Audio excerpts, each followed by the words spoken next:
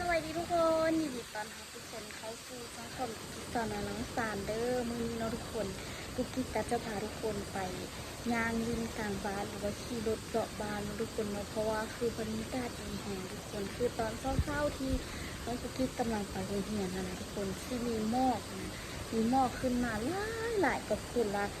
ค่ะมันเฮ็ดให้บรรยากาศมันเย็นแล้วก็พอดีอยู่ฮะทุกคนแล้วก็คือตอนนี้ให้บรรยากาศกำลังดีเลยทุกคนเป็น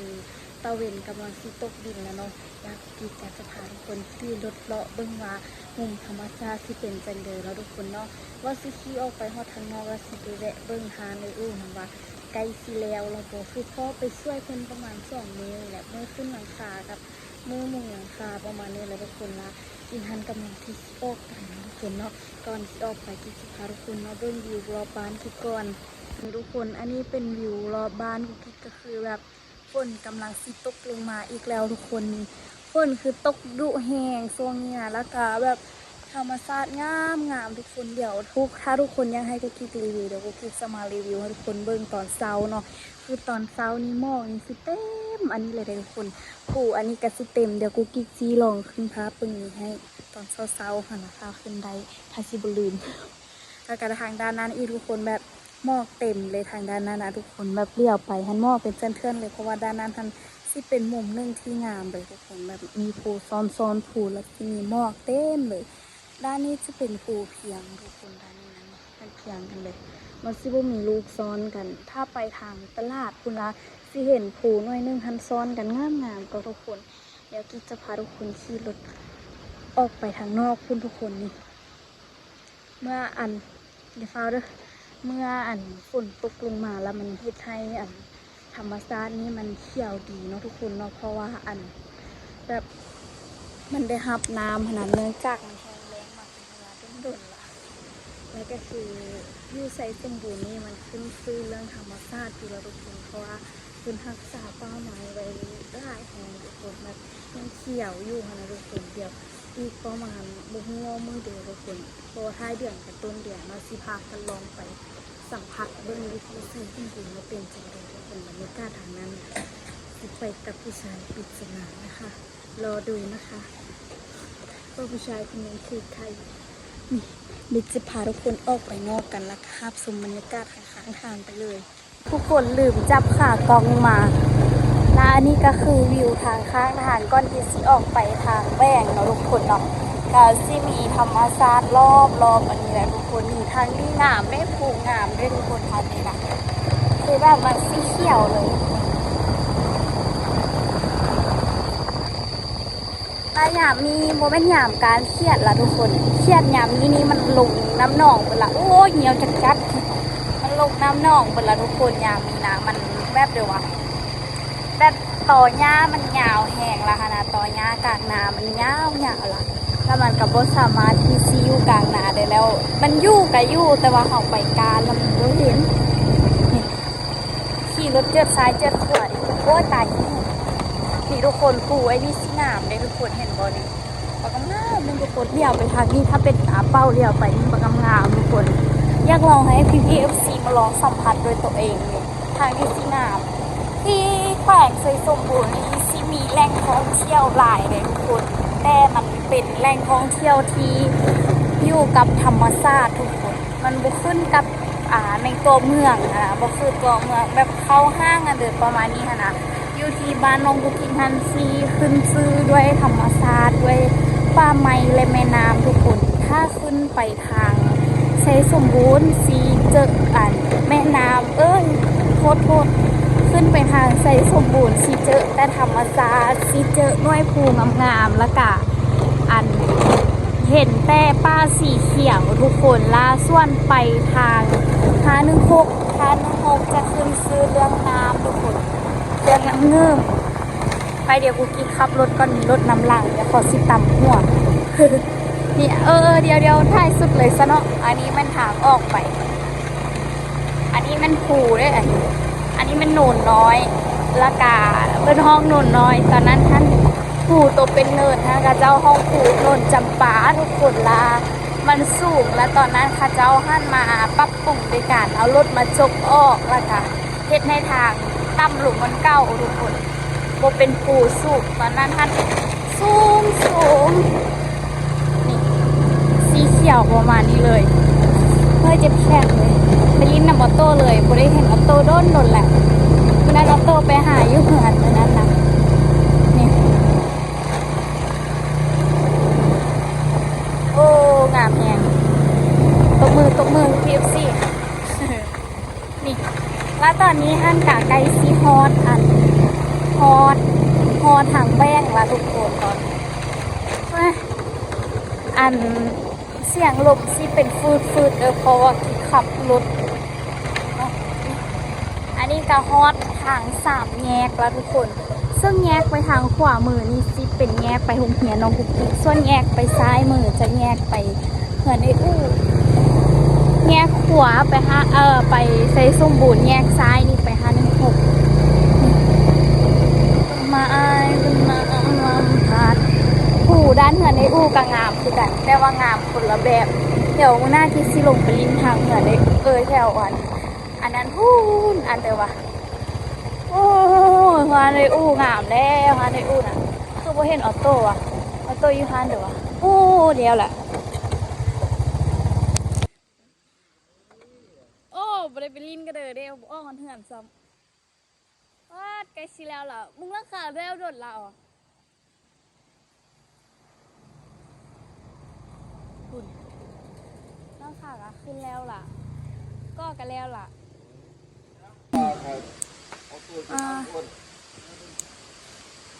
ไอตัวขึ้นไอตัวเฮ็ดร่างขาแล้วมือเดี๋ยวนี้แล้วโดนละถูก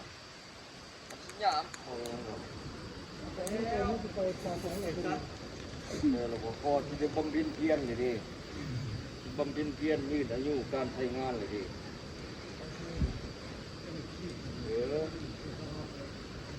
ตัดนั่นแหละลุงตัดลุยฮะออโต้ดิอวดออโต้ทุกคนกวางเลยนี่ทุกคนห้านเก้าไม่ปลาบุกวางสำนีอันนี้มันไพ่หน่อยยังเหรอเป็นห้องว่าเด็กก็อโลซิงว่ะอันนี้นะนี่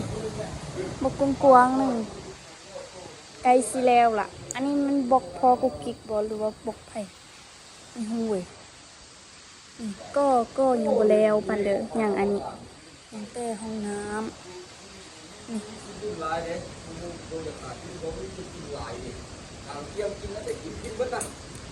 เอเศร้าอ่ะคุณลุง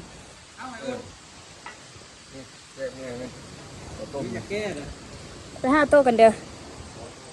ไปหาโต๊ะก่อนคิดฮอดเอาโต๊ะละป้าดบักซุ่งๆเอาไหมบักซุ่งทุกคนอันนี้มันโอ้มันสับปะหลังเพิ่นป้าเอาโต๊ะเด้นี่ป้าดบักซุ่งทุกคนห้านตรงนี้นะวันแล้วนี่ห้านน้อยนึงได้ซ้ำโตนี่ไปหันนึงบอกน้อยนึงวันนี้ป้าดเดี๋ยวไทยทางหลังไปนี่เราจะเจอลูกแกอ้าวลืมตรงหัวส้มใส่กระลิ่นออโต้ออโต้หล่มโทรศัพท์เป็นได้แม่พี่โทร5ประจันลาออโต้กระหล่มนะมันเบิดละออกหมอนมันง่ายๆทุกคนเลยบอกกว้างๆนึงอีกบุดนก็คือสิแล้วแหละโบกแล้วก็โบกใส่เพดานแล้วก็เทพื้นแล้วก็ติดกระโหลกแล้วก็แล้วแต่บางอย่างแต่อันหนักๆเดี๋ยวละจะตีนยังไรเอาตัวจ้าเตยไปลิ้นรถง่ายไปลิ้นรถง่ายไปลิ้นรถไปลิ้นรถไปเบิกเพิ่นหูลิ้นรถละได้เนาะอ๋อออโต้ยังบ่มีรถลิ้นว่ะลิ้นอยู่ในบ้านเนาะรถไล่ก็อยู่ในบ้านน่ะไปก็ไปลิ้นรถแน่อยู่ในเฮือนในบ้านบ่ไปอีแม่โทรมาหาประจันสลมโทรศัพท์อีกเนาะลมโทรศัพท์ห้องว่ากอีกเนาะลมเลยนะ เฮ้ยเลยวะ เมื่อนั้นหัวนอกพื้นทายเอื้อยมันลมไม่ลมเอง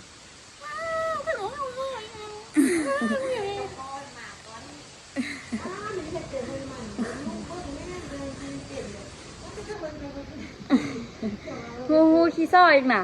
งูซ้อล่ะบอก ก้นบอกอะไร เอ้ยไอ้คำ ไปค่ายพักมาเด้อ ค่ายพักกันเดิน ยังบวก ยี่สิบ ตลาดเอง เอาไอ้อู้ก็มีว่ะ หลังบ้าน เราต้องมีคนไล่เลยเนาะ เยอะ ทำไมวะแล้วไม่ไอ้อู้ค่ายโหลดเถอะเด้อ บอกค่าเป็นมัดมัน5,000 ไปนั่งค่ายวะนี่ บ่ได้เอาไปเขากับหุมเอาหมด ไม่หนา อุปอ มา5,000เลย ที่มาเอาเยอะเลย เฮ็ดซ้ำเขาเฮ็ด10,000ท่านเอา อืม 5,000ทำบ้าน5,000แล้วมันโอ้ฟ้าวสิ1,010แล้วมันดิบเลย อืมข้อซ่องมัดกระพอแล้วเนาะไล่งานมางานมาแห้งไล่ สิบุเก็บไปขาย5,000เลยหรอบ่ มันมีอยู่ซ้ำ มันมีเยอะ ไปฟางตลาดเลย แม่มาเก็บมาให้ประมาณไปค่ายเราไปนั่งค่ายแล้วปันเดียว มันก็ได้เนาะ เนี่ย แค่เดี๋ยว ย มันยี่ไปเยอะเลยน่ะเมตรูนี่น่ะก็ไปเพิ่งมักมันไป ดัง กิ๊กเอาอ่อนมักนัวไม่กินไหม อืม มองกอดซ่อม อัตเตอร์เอ้ เอาไปซ่อมในตู้กินเลย เอ้มึงไงอู้มองโตเอ็ดเล่ป้ามังม่วงมองกันเดี๋ยวดิอันนี้นี่ว่ามองกอดซอบักอายห้องจิกไปเก็บมังม่วงข้าวเบาแม่ปะเตาหมดวะมังม่วงข้าวเบา ไปเก็บไปมือหุ้มเอาไหม ไม่หรอชิมมาก็ได้เนาะยาไปลิ้นรถไปลิ้นรถไป ไม่ได้เอาเก็บไปทุ่ง ลิ้นน่ะลิ้นรถไปไปลิ้นรถไปลิ้นรถใจไปลิ้นรถไปสุกไปสุกมาอยู่ลิ้นรถกันเลยเนาะยังบ่ขานเนาะครับนั่งละขานก่อนตัว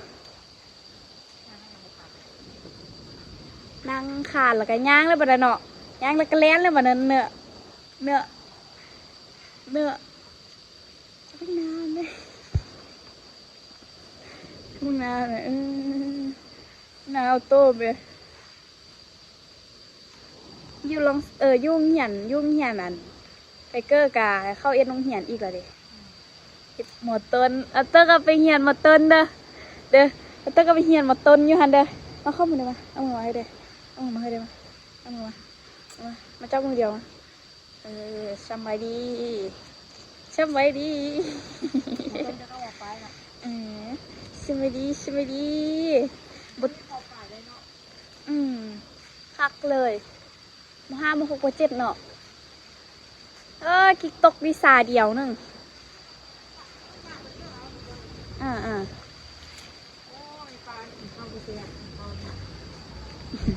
กินข้าวก็มัน เอาเตอร์กินข้าวได้เลยล่ะมองมาแต่เสือนี้ที่ส่วนโอ้ตอนนี้สุกแล้ววะเบาใส่เอสได้เนาะเอาตัวเนาะเอาตัวเป็นเบาใส่เอสได้เนาะ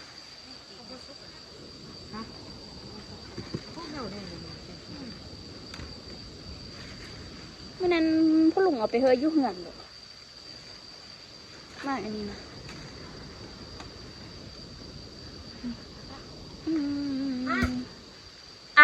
อัตตามา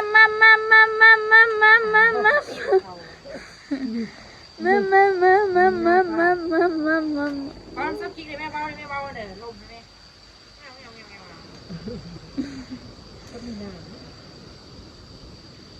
กับมีหยาป้า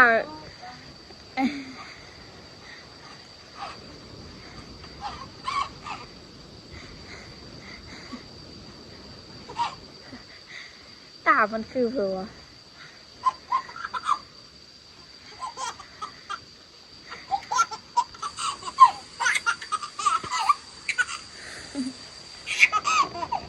อุ้ยกา แค่หมัก เอาโต้เขายังบ่ฮอดปีว่ะ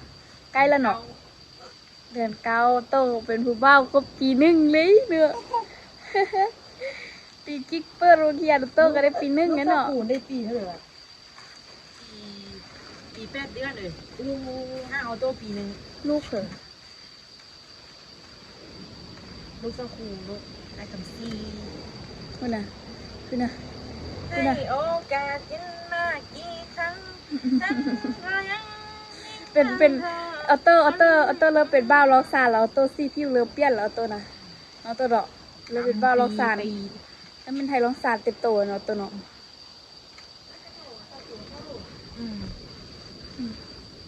จะสู้ ใช่คือลูกอย่างนี้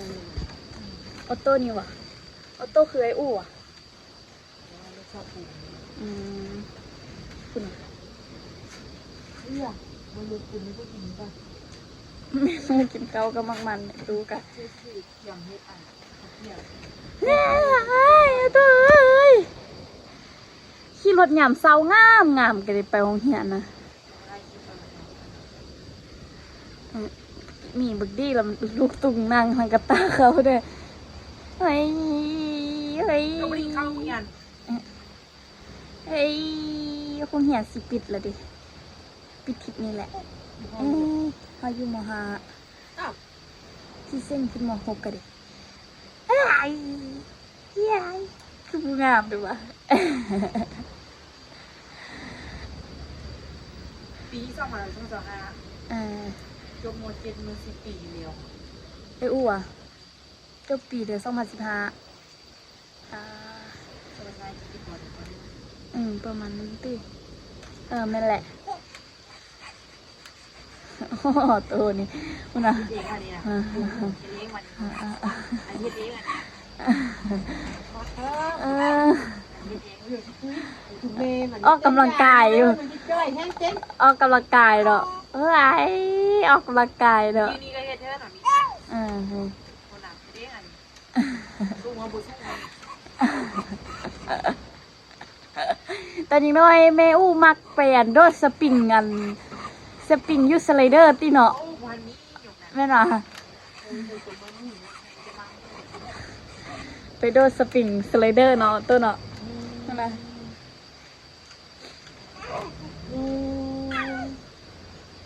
เก่งกว่านี่ ล้างมือก่อน นักเก่าๆเลย ม่วนก็ได้เนาะตัวเนาะโอ้ป้าหนุ่มกัดมันวะเอาอีกละ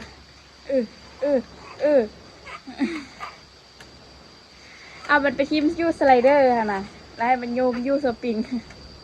ดึงเนาะบุญบ้านปีหน้านี่เพลกออโต้พอดีเป็นตะคิดดื้อเนาะ ปีบ้านพี่ดาวตัวได้ปีกับ5-6 เดือน พอดีย่างตะเสะตะสะเนาะตัวเนาะออโต้ยังเคียวบกป้งวะปีปลายคุณว่าจึงป้งโมโตะปีเดียวโตสิเคียวป้งฮะ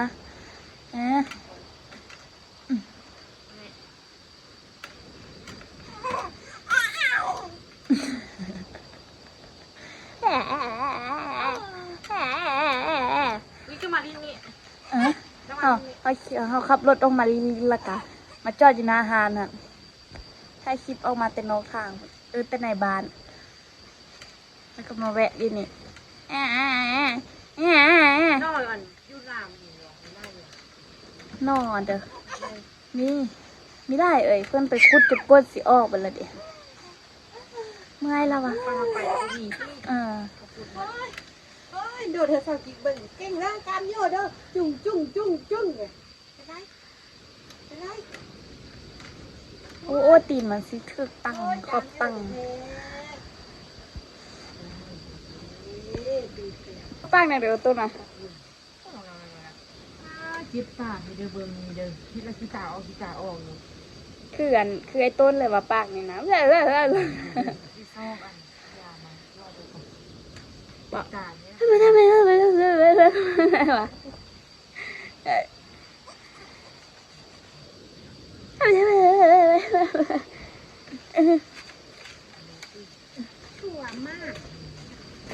ยุ่งง่ายเนาะ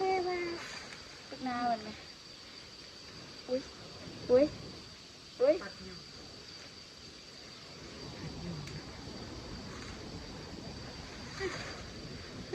มันเป็นยุงกัดมันวะ ยุงกัดอันนี้กัดบ้านกัดโดนเนาะ ยุงกัดโดนตัวบ่ มือต้นอะไรอย่างนี้จิตทัก ดีหอยสักยาเนาะ มันเล่นกันอยู่เลย มันเห็นมันอยู่เลยมันโดดจันเลยเนาะขี้กาออกล่าละเจ็บแหงวะ ชอบคิดเลยออโต้ไปเล่นบ้านเป็นแล้วก่อนเนาะ ไปรอกลางบ้านแล้ววะตัวนี้ เลาะเทวา มันแต่งโตว ออโต้เลาะบ้านเป็นแล้วก่อน เป็นผู้บ้าวแล้ววะเราเป็นผู้บ้าวน้อยแล้ววะไอ้อัตเตอร์เป็นผู้บ้าวน้อยอัตเตอร์เป็นผู้บ้าวน้อยเลาะบ้านอะวะ ไปเล่นน้ำอายนั่นหรอไอมาวิน บ่มี อาเซียนน้องปีใหม่เนาะ ไออาเซียนมันเผลอซื้ออาเซียน มาวินออโต้ไปเล่นน้ำอายน้องปีใหม่กันน้องลูกไอ้คำแพง ซื้อปีใหม่อันนั้นนะเฮ้ยบ่มีผู้ชายรุ่นออเตอร์ได้ป่ะบ่ ถ้าไม่ใช่น้องปีใหม่นี่ ผู้ชายน้อยฮันวะลูกเด็กน้อยผู้หญิงรุ่นออโต้นี่มันเผลอป่ะลูกอลิฟเยื่อหรอป่ะลูกอลิฟเยื่อแล้วเนาะ เกิดอยู่บุญบ้าน เดือดปีกายปีก้อนพุ่นเนาะ ปีกายบุญบ้านปีกาย เฮ้ยตอนเราบ่มีผู้ชายน้อยใช่ไหมลูกไม่รักกับผู้ชายเนาะแล้วลูกไม่แอกับน้องอีกเนาะน้องอีไม่น้อยโอ้ยส่งหั่นแค่นั้นเลยมันปะปุ่นเงามันนะสุ่มกระลากจ้ะไม่ได้ไปแวะว่ะโตมาพี่แม่ไปเลาะข้างบ้านว่ะชิไปบ้านเราอ่ะเย็มนี่ออโต้มยางลินบานเด้อโตอยู่กลางทางพี่เด้อออโต้ไปไทยในเมืองก็รอโต้ดีดอกเฮ้ยโต้ไปได้อยู่ทางแดงก็รอโต้ดีเนาะพวกมันเจ็บตาแค่เลยนี่ปะตาแดงซะกระโปรงอีกเนาะมึงมาเอามือมาดูจับมือเดี๋ยวมาเอามาจับเดียวจับมือเดียวเหนื่อยน้อย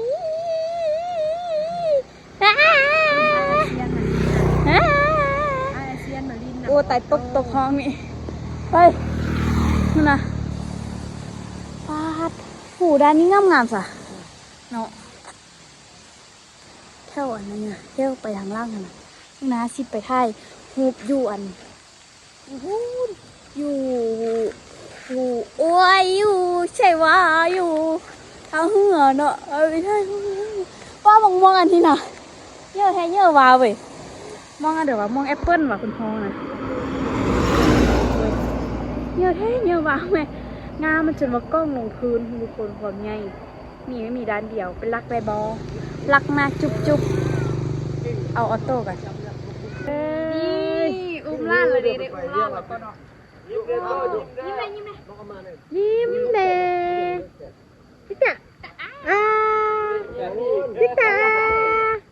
ยิ้มเลยยิ้มเลยยิ้มให้บ้างเลยยิ้มเลยออโต้เป็นตาสั่งเทวา ไม่อุ้ยเลยเงี้ยลิ้นขนาดนี้เด้ตาสั่งเทวาเบิ่งเด้อเบิ่งค่าออโต้เด้อเบิ่งค่าออโต้เด้อคุณเป็นค่าออโต้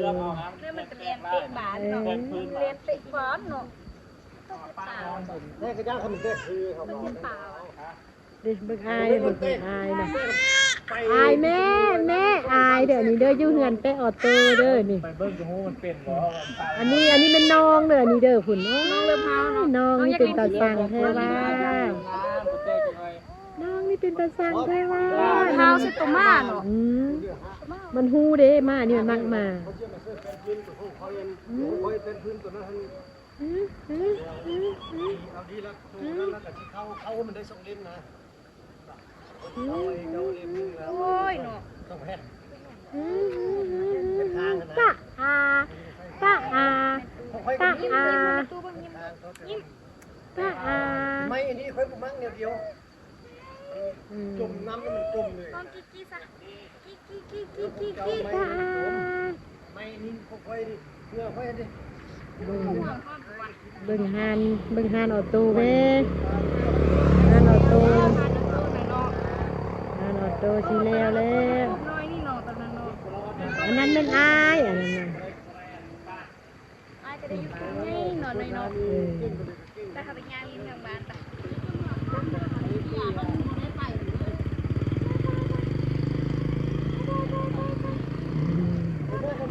พอละหยิบมามือนี้มาลินนำออโต้มาลินอยู่ฮานไหมออโต้สิย่างลิ้นวันนี้ออโต้สิไปย่างลิ้นทางบ้านวันนี้เพราะตอนแรกออโต้กับมันย่างลิ้นเลือดโตหน่อยเนาะให้ทุกคนจะพูดที่เหนือก็ทุกคนคำเราแบบนี้เดี๋ยวคลิปนี้เราจะคุยกับฟันเดอร์พีเอฟซีเดี๋ยวเจอกันในคลิปหน้าทุกคนเดี๋ยวคลิปนี้เป็นก่อนบ๊ายบาย